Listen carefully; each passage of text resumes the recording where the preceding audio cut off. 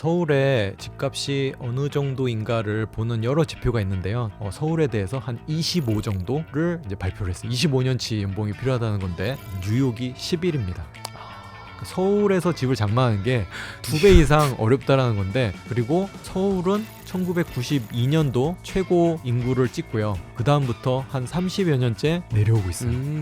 부끄럽죠. 몰랐습니다. 네, 서울이 인구 감소 도시예요. 되게 아이러니하죠. 어떻게 보면 서울은 그러니까 삼터로서의 매력, 경쟁력이 떨어진 거예요. 네, 안녕하세요. 당신의 지적 호기심을 사로잡을 샤려잡다 시즌2의 진행자 최성훈입니다. 이번 영상에서는 도시 덕질 25년차 도시설계학자 김세훈 교수님을 모시고 서울이란 도시를 중점적으로 얘기를 해보려고 합니다. 네, 교수님 안녕하세요. 안녕하세요. 저는 김세훈입니다. 서울대학교 환경대학원에서 도시의 부와 매력을 연구하고 있습니다. 반갑습니다. 일단 서울이라는 도시는 교수님한테는 좀 어떤 매력이 있는 도시인가요? 서울은 굉장히 좀 재밌어지고 있는 것 같아요. 서울대학교에 외국인 학생들이 많잖아요. 제가 한 10년 전에 이 외국인 학생들한테 물어봐요. 왜 서울에 왔어? 예전에는 뭐 K 드라마를 보고 또 K-팝에 어떠한 누구를 좋아해서 왔다라는 대답을 많이 들었었는데, 요즘은요, 그냥 서울이라는 도시에 살아보고 싶어서 서울에 있는 사람들과 어울리면서 내 인생의 어떤 젊은 날을 또 보내보고 싶어서 이런 대답을 하는 걸 보고, 서울이라는 도시가 전 세계적으로도 많이 알려졌구나, 그리고 서울이라는 도시 자체가 지금 사람들을 끌어당기고 있구나, 이런 생각을 하게 돼요. 인구를 기준으로 봐도 서울이 사실 전 세계에서 굉장히 큰 어떤 메트로폴리탄 중에 하나라고 제가 얼핏 봤던 기억이 있는데, 현재 시점에서 다른 나라의 어떤 수도나 대도시들이랑 비교했을 때 서울의 위상이나 경쟁력은 좀 어떻게 된다고 생각하세요? 서울의 어떤 경쟁력을 지표로 연구하는 그런 여러 컨설팅 회사나 집단들이 있어요. 거기서 보면은 대략 평균적으로 한 12에서 15위권 내를 왔다 갔다 하더라고요. 그래서 예전에 비하면 굉장히 높아진 거고, 하지만 또 예를 들면 미국이라든가 중국이라든가 굉장히 큰 나라들, 아니면 유럽 안에서도 네덜란드 같은 나라의 도시들은 한 도시가 압도적인 위상을 가지고 있지 않아요. 완전히 우리나라와는 또 반대되는 상황이거든요. 네덜란드 같은 경우 암스테르담이 수도이지만 인구가 다른 도시에 비해서 압도적이지 않아요. 그리고 각각의 도시마다 명문 대학이 있고 또 그 도시를 먹여 살리는 여러 가지 좋은 기업들이 있어서 굉장히 도시마다 역할 분담이 잘 돼 있는 대표적인 도시이고요. 미국 같은 경우에도 내가 예를 들면 뉴욕에 사는데 여기보다는 다른 도시, 다른 환경이 더 좋겠어, 혹은 같은 업종인데 다른 기업에 가고 싶어라고 하면 시카고에 갈 수도 있고, 텍사스나 플로리다 또 갈 수도 있잖아요. 이런 선택지가 상당히 많이 주어지는데, 우리나라는 그에 비해서는 서울에서 제공하는 여러 가지 어떤 기회라든지 일자리들을 또 대체할 수 있는 도시가 상대적으로 적기 때문에 서울에 모든 게 몰려 있고, 서울에 이제 진입하지 못하면 마치 지방로들에 대한 어떤 패배주의 이런 이야기들도 세간에서 나오는 이유가 거기에 있지 않나 봅니다. 서울이 생존하기 위한 비용은 다른 도시들보다 훨씬 비싸고, 집값, 물가 이런 것들이 살기에는 점점 안 좋아지는 걸 수도 있는데, 그럼에도 계속해서 우리가 서울로 몰리는 이 대표적인 이유는 좀 어떤 게 있을까요? 서울의 집값이 어느 정도인가를 보는 여러 지표가 있는데요. 내 소득 대비 집을 장만하는데 어느 정도 연수가 걸리느냐, 좀 요 지표로 이야기를 하면 좋을 것 같은데, 국토부에서 이제 발표한 지표에 따르면 한 서울 같은 경우 13.9, 그러니까 보통의 사람들이 보통의 집을 장만하는데 한 13.9년치의 연봉을 오롯이 써야 된다라고. 그리고 이거는 자가 가구를 조사했기 때문에 이 정도로 나오는 거고요. 세계적으로 이제 넘비오라고 하는 이런 통계를 또 계속 세계 도시를 비교해서 출판하는 데가 있어요. 서울에 대해서 한 25 정도를 이제 발표를 했어요. 25년치 연봉이 필요하다는 건데, 그 차이가 좀 크네요. 차이가 좀 크죠. 이 자가 가구와 비자가 가구를 이제 다 포함한 거기 때문에, 요 넘비오에서 조사한 자료로 뉴욕이 11입니다.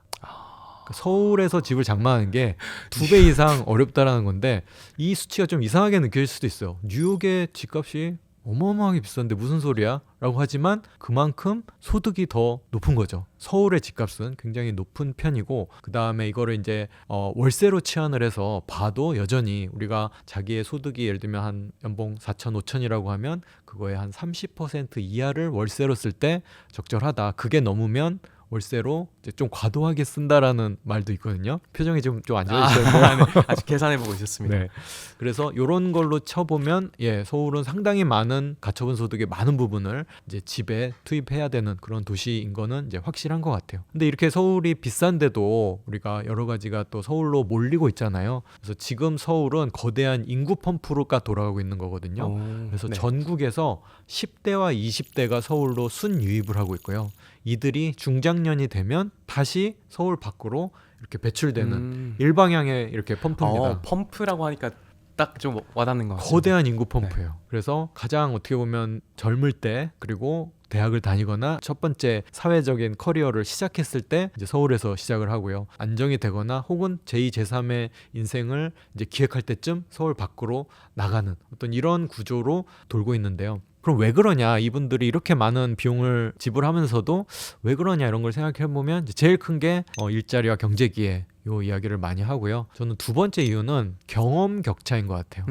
꼭 어떤 기업의 취직 때문에 그 기업에 속하려고 하는 게 아니라 서울에서 일상생활 속에서 만날 수 있는 관계나 경험 자체가 워낙 밀도가 높고 새로운 것들이 계속 벌어지기 때문에 이걸 일상 속에서 어떻게 경험을 통해서 이렇게 내 몸에 체득하는 게 나의 미래를 기획할 때 굉장히 중요하잖아요. 좀 이런 경험 격차 측면에서도 비수도권과 서울의 격차들이 조금씩 벌어지고 있는 거 아닌가 이런 생각을 해봅니다. 진짜 유치한 예시지만 저는 대구 출신인데 사실 저도 대구 광역시니까 큰 도시지만 약간 서러웠던 기억이 있어요. 이게 제가 중학생 때 원더걸스를 되게 좋아했는데 전국 콘서트를 한다고 했는데 서울, 부산 두 개에서 하는 거예요. 대구를 빼먹었네요. 네, 대구 그래도 3, 4위권 되는 도시인데 그래서 그게 그렇게 서러웠었거든요. 약간 어떤 문화적인 이런 경험부터 뭐 직장에서의 뭐 기회라던가 뭐 성장의 기회 이런 것들도 분명히 굉장히 편중되어 있는 것이 사실인 것 같고 사실 지금 갈수록 이렇게 서울에 사는 비용이 그럼 늘어나고 있잖아요. 네. 그러면 앞으로는 그 순유출에 해당하는 펌프의 압력이 더 강해지게 될까? 아니면 그럼에도 이게 점점 유입이 더 셀까? 이런 것도 추측해보게 되는 것 같아요. 한 가지 예를 들어드리면 이제 우리가 서울로 모든 게 모이고 있다라고 생각을 하는데 그렇지 않은 어떤 증상들이 이미 나타나기 시작했어요. 서울의 어떤 고비용 구조 때문에 나타나는 것 중에 하나 뭐냐면 예전에는 30대들의 서울 순유입이 꽤 있었어요. 네. 그런데 최근 통계를 따져보면 서울의 30대는 순유출이 더 많습니다. 20대를 서울에서 보내고 예전에는 40대, 50대가 돼야 나가는데 이제 30대부터 나가는 거예요. 유출되는 시기가 당겨졌네요. 당겨졌어요. 네. 예. 그리고 서울은 1992년도 최고 인구를 찍고요. 그 다음부터 한 30여 년째 내려오고 있어요. 부끄럽지만 몰랐습니다. 네. 서울이 인구 감소 도시예요. 되게 아이러니하죠. 어떻게 보면 서울은 거주지로서의 그러니까 삼터로서의 매력, 경쟁력이 떨어진 거예요. 이미 떨어져 있었고 이미 떨어져 있었던 거예요. 근데 왜 서울의 집값은 오르냐라고 할 수 있잖아요. 그러니까 자산으로서의 가치, 자산을 불리는 가치와 삼터와 주거지로서의 가치는 다르게 보는 거죠. 우리 서울대에 와 있는 학생들, 그 다음에 지방에 있다가 서울에 와서 일하시는 분들 이렇게 이야기해보면 서울에서 사는 거 어때? 재밌고 좋죠? 이야기하면 다들 서울 너무 좋아요, 재밌어요, 너무 매일매일이 스펙타클해요 라고 이야기하는데 그러면 서울에 지금 사시는 동네와 집은 어떠세요? 라고 물어보면 많은 사람들이 집을 생각하면 내 고향 부산 혹은 대구, 안동으로 가고 싶어요. 거기에서 더 편하고 지금 감당하는 월세면 거기에서 훨씬 더 오붓하고 따뜻한 동네에서 살 수 있을 것 같아요. 이런 이야기들 이제 되게 많이 하시는 거거든요. 분명히 어떤 서울로의 과도한 집중이 나타내는 부작용들이 여러 방면에서 나타나고 있다. 이런 증상들을 우리가 좀 읽어볼 필요 있는 것 같아요. 그러니까 일종의 어떻게 보면 서울도 약간 정거장 같은 도시라고 해야 될까요? 그러니까 삶의 어떤 시기에 왔다가 떠나는 약간 생애 주기를 지나치는 어떤 도시 같은 느낌이 있는 거네요. 그러면 생애 주기의 어떤 정류장이라는 표현이 되게 저는 마음에 드는데요. 네. 그거를 조금 더 한 발 더 나아가서 표현을 하면 저는 서울이 생존을 위한 고액 멤버십 같은 역할을 하고 있는 것 같아요. 그러니까 우리가 도시의 어떤 지향점을 이야기할 때 리버블 시티라는 이야기를 많이 하거든요. 살기 좋은 도시, 삶의 정주성이 높은 도시를 지향하는데 서울은 특히 여기에 자기 집이 있거나 자기 어떤 일가 친척들이 다 살지 않는 이상 리버블에 가깝기보다는 저는 서바이버블에 더 가까운 것 같아요. 여기서 생존하고 버티기 위해서 지금의 어떤 힘든 고된 삶을 조금 참고 인생의 다음 단계를 준비하기 위해서 어떤 서울에 있다. 그리고 그거를 위해서 나는 비싼 생활비와 물가를 감당하면서 지금 살아내고 있다. 지금을 좀 참으면 내일은 더 좋을 거야 라고 하는 기대감 때문에 있는 거고, 이런 기대감이 어느 정도 뭐 해소되거나 아니면 또 감당하기 어렵거나 했을 때에는 이제 서울을 떠나는 거고, 저는 이게 꼭 주거만의 문제가 아니라 기업들도 마찬가지인 것 같아요. 서울에서 초기 기업 활동을 한다라는 게 많은 어떤 임대료와 또 인건비를 감당해 가면서 기업 활동을 시작하기가 어려운 도시가 된다면 서울의 어떤 경제 허브로서의 경쟁력이라는 게 점점 떨어질 거 아니에요. 그래서 새로운 기업이 창업을 하거나 어떤 새로 확장할 때 서울에 있는 도시보다 지금은 경기도에 있는 다른 도시들이 훨씬 더 주목을 또 받고 있잖아요. 일자리 창출률도 보면 서울보다 다른 지역, 예를 들면 뭐 화성이라든지 분당이라든지 이런 곳들이 훨씬 높거든요. 그리고 서울이 차지하고 있는 우리나라 전체의 GRDP 수준들이 계속 떨어지고 있어요. GRDP가 그 지역 내 총 생산을 말하거든요. 리전이 들어가거든요. 예전에 이게 20% 후반대까지 갔거든요. 서울이 차지하는 게 지금 20% 초반대로 점점 줄어들고 있어요. 인구가 줄어드는 건 이해가 되는데 GRDP는 여기에서 기업 활동을 하고 사람들이 이렇게 많이 소비를 하는데도 서울이 줄어들고 있다라는 거는 분명히 경제적인 측면에서도 서울이 만능은 아니다. 또 이런 신호들이 분명히 보여지고 있는 거죠. 이게 점점 서울이 살기 안 좋은 도시가 되어서 내재 가치가 떨어지게 되면은 결국은 자산 가치도 하락할 것인가, 아니면 그럼에도 희소성 때문에 계속 더 올라갈 것인가. 굉장히 민감한 질문이지만 그냥 가볍게 여쭤봅니다.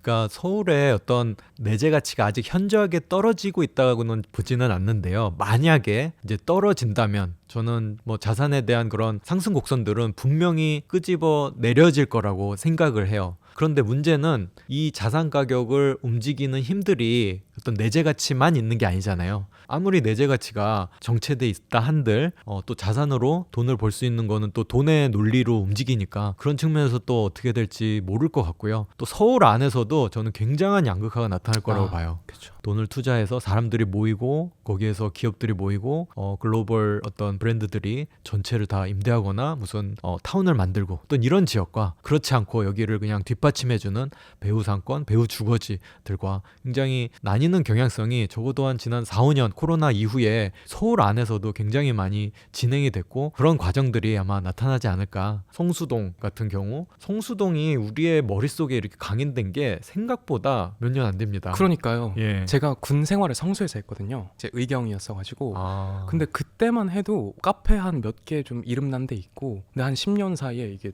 말도 안 되는 동네가 돼버렸어요. 맞습니다. 제가 통계를 찾아보니까 2018년도까지 상가 평당 임대료가 서울 평균보다 낮았습니다. 진짜요? 굉장히 저렴했던데요. 2018년도면은 이제 7년 전이잖아요. 그때만 해도 지금의 성수나 연무장길을 생각하면 이게 말이 안 되는 거죠. 성수동이 지금 우리의 삶에 이렇게 다가온 게 굉장히 짧은 시간에 이루어졌고 거기가 이제 점점점 매력이 생기면서 일자리가 들어오고 또 일자리가 프리미엄 주거를 부르고 또 프리미엄 주거가 글로벌 브랜드들을 또 부르고 이런 것들이 계속 체인처럼 벌어지면서 굉장히 한 7, 8년 사이에 지금의 어떤 성수동이 된 거거든요. 방금도 이제 중요한 말씀 해주신 게 이제 좋은 기업들이 또 들어오는 것이 어떻게 보면 매력적인 동네의 또 중요한 요소 중에 하나인 것 같다는 생각을 했는데, 사실 성수라고 하면은 무신사라든지 아니면 최근에 사옥을 세운 젠틀몬스터라든지 옛날에 어쨌든 잠실도 우리가 막 약간 롯데 왕국이라 그랬잖아요. 롯데월드, 롯데월드타워, 몰, 그러니까 그 동네랑 특정한 기업이 이렇게 강력하게 결부되는 것도 좀 재밌는 특징 같아서 왜 이런 현상이 일어나는지 좀 궁금합니다.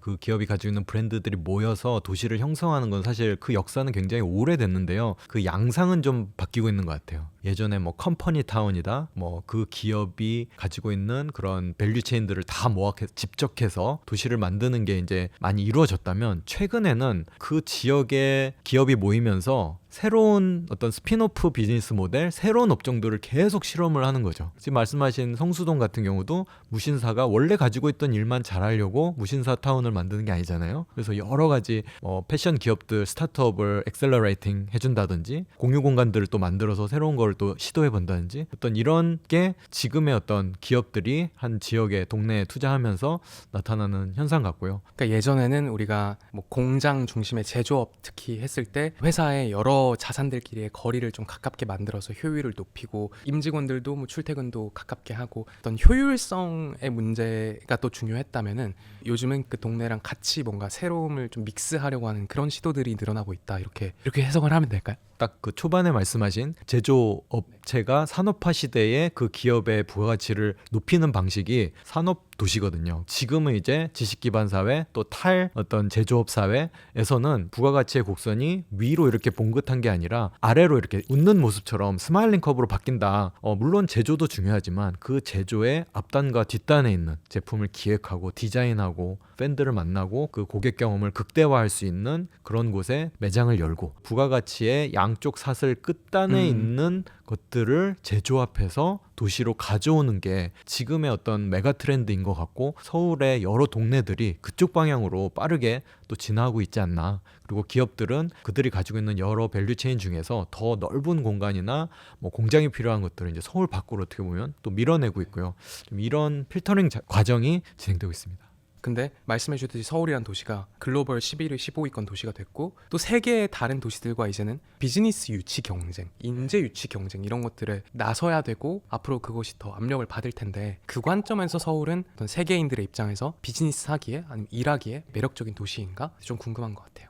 세계인의 입장에서 보면 놀고 서울에서 즐기기는 너무 좋은 도시가 됐고 서울에서의 경험은 이미 저는 월드 클래스라고 생각해요. 그런데 그 뒷면에 있는 포르투갈 리스본에 있는 기업이 서울에 와서 뭔가를 비즈니스를 했을 때 뭐에 부딪힐까 이런 거를 생각해 보면 서울은 아직 굉장히 성장해야 될 거리가 많이 남았구나 좀 이런 생각을 하거든요. 만약에 내가 어떤 기업인이고 입지를 선택할 수 있는 자유도가 있을 때 싱가포르에 내 회사를 두면요 동남아 시장으로 뻗어나갈 수 있어요. 예를 들면 프랑스 파리, 그 다음에 포르투갈, 리스본 같은 데 회사를 두면요 유럽 전체의 인재를 저희 회사의 인재풀 안으로 담을 수가 있어요. 그런데 서울은 또 우리나라는 주변에 있는 나라들, 지역들이 우리의 협력국이기도 하지만 경쟁국이기도 하고 항상 언어와 문화의 장벽에 가로막히고 그다음에 서로 간의 어떤 갈등, 관세, 어떤 정치적 보복 이런 것들로 점철되어 있잖아요. 그래서 해외 기업들의 입장에서 보면 서울에 왔을 때 얼마나 답답할까 이런 생각을 해보고요. 환율이 지금 엄청나게 오르고 있잖아요. 그러면서 해외 기업이 우리나라에 와서 한화를 버는 거에 대해서 그 매력이 어느 정도일까 이렇게 이제 환율이 뛰다 보면 달러를 버는 게 혹은 유럽에 가서 유로화를 버는 게 더 난 거잖아요. 그래서 이런 측면도 분명히 있을 거고요. 그 다음에 우리나라가 또 서울이 특이한 게 이런 규제 리스크, 그 다음에 행정 리스크가 굉장히 커요. 그래서 어떤 시장이 오느냐, 또 그 지역에 어떤 인허가 프로세스의 벽에 만나느냐 이런 것들이 어떤 글로벌 표준으로 움직이는 사회가 우리가 아니기 때문에 굉장히 예측기 어렵고 여러 단계마다 만나는 그런 게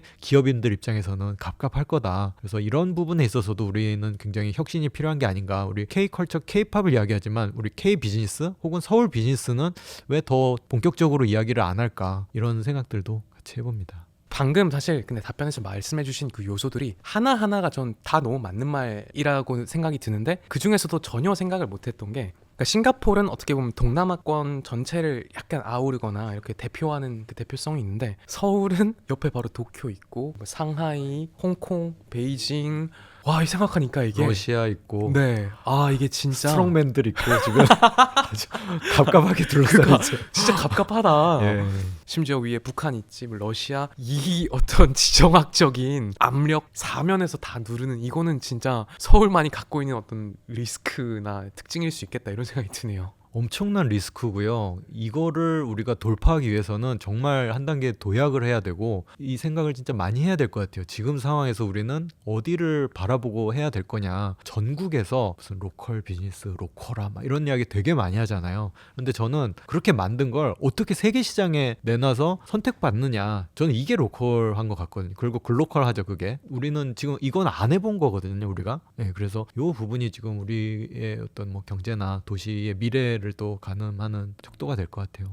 사실 서울에서 지금 약간 세계 글로벌 시점으로 관점이 렌즈가 이렇게 뒤로 줌아웃이 좀 된 것 같아요. 관점을 좀 확장을 했을 때 뭐 트럼프 대통령의 두 번째 집권 이후로 또 관세로 대표되는 어떤 보호무역주의나 자국중심주의는 도시들에게는 어떤 영향을 끼쳤나 이것도 좀 넓은 얘기지만 궁금한 것 같습니다. 자, 매일매일 뉴스를 보는 게 뭐 놀람의 연속일 정도로 세계 경제가 파편화되고 장벽이 쓰고 또 이민에 대해서 아주 강경한 입장을 취하고 이런 것들이 반복이 되고 있는데요. 지난 30년을 이렇게 돌이켜보면 우리가 지금까지 세계화, 그래서 도시에서는 글로벌 시티라는 이름을 되게 많이 썼거든요. 어떤 자유무역의 기조, 그다음에 국제적인 룰을 만들고 세계의 경찰 역할을 G1, G2가 하고 어떤 이런 기조에서는 사실은 효율성이 어떤 지형의 한계를 압도하는 시대였어요. 그래서 어느 지역에 있든 효율적이면 분산시키고 그들을 엮어서 더 많은 부가가치를 창출하면 됐던 그런 시기였는데 이제 장벽이 쓰고 파편화되면서 효율성의 논리를 안전, 또 안보, 그리고 지속가능성, 신뢰 이런 것들이 조금 대체하고 있는 급격하게 그런 경향성을 보이고요. 미국으로 와서 공장을 지어 반도체, 조선산업 여기서 해. 그리고 와서 우리 노동자들 교육하고 부가가치를 올려. 굉장히 어떻게 보면 불안도가 높아지는 거거든요. 불확실성이 높아지고 그런 것들을 더 극단적으로 하려고 하는 어떤 움직임 중에 하나다. 이런 것들이 지금 뭐 미국을 중심으로 전 세계에 퍼지고 있고요. 그럼 이게 저는 도시에 어떤 양상으로 나타날 거냐를 생각을 해보면 한쪽 극단에서는 이렇게 불안정하면 한 도시에서 우리가 과거에 여러 곳에서 나눠서 했던 것들을 다 하자. 풀스택 시티라고도 하거든요. 계열화하자. 수직화하고 집적화하자. 이게 전형적으로 나타난 도시 중에 하나가 이제 텍사스 오스틴 같은 도시인 것 같아요. 테슬라가 본사를 캘리포니아에서 오스틴으로 옮겼죠. 본사는 이제 글로벌 시티 차원에서는 헤드쿼터 역할을 하던 데거든요. 기획을 하고 지시를 하고 어떤 분배를 했지 거기에서 생산 조립을 안 했단 말이죠. 하지만 오스틴에 공장을 세우고 기가 팩토리를 세워서 여기에서 기획부터 이제 생산 판매까지 다 하겠다. 어떤 이런 도시들이 굉장히 어떤 뭐 성체처럼 마치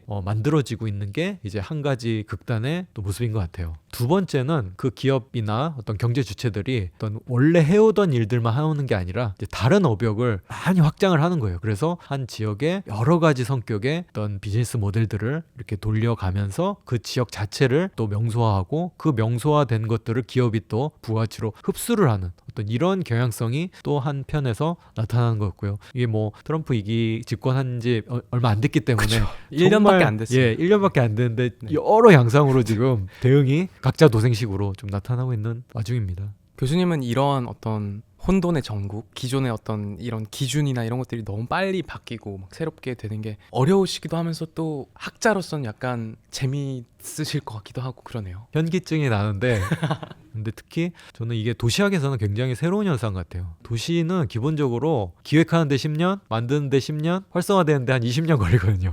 40년 정도. 생애 주기를 보고 하는 일들이었는데 이제 이 주기가 너무나 빨라진 거예요. 그러니까 저기 도시 그냥 우리 옮겨가지고 짓고 사람들 다 온다 뭐 이렇게 하면 한 몇 년 만에 그냥 몇 년 만에 지어지기도 하고 수도를 이전한다 뭐 이런 이야기도 막 여러 나라에서 나타나고 있고 그런 모습들이 굉장히 역동적으로 일어나고 있고 한 도시 안에서도 동네들이 정말 뭐 5, 6년 만에 세계적인 어떤 주목을 또 받기도 하고 저희 서울 위주로 이야기했지만 뭐 경주의 황리단길 같은 경우도 정말 짧은 시간에 맞아요. 세계적인 주목을 받는 상권으로 이렇게 성장을 하기도 하고 에이펙도 하고 에이펙하고요.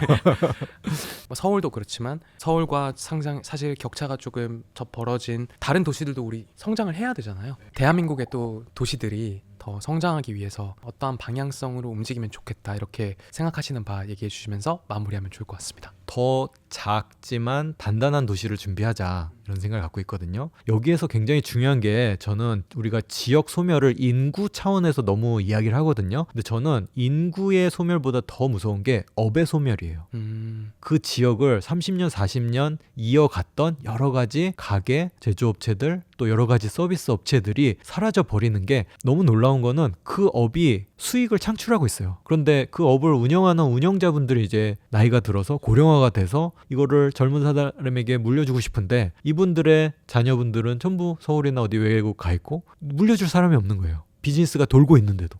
그래서 없어지는 업들이 한 해 너무너무 많거든요. 우리나라에서. 저는 이런 업을 누가 이어줄 거냐. 서울 수도권에 뭔가를 해보고 싶은 젊은 사람들 굉장히 많잖아요. 그래서 이런 업과 지역과 사람을 연결해 주는 거. 저는 이런 것들이 또 지역에서 그 업의 연속성이 진행이 되면 또 굉장히 활력의 어떤 잠재성이 쌓이는 게 아닌가. 상주 인구가 적더라도 그런 생각도 한번 해봅니다.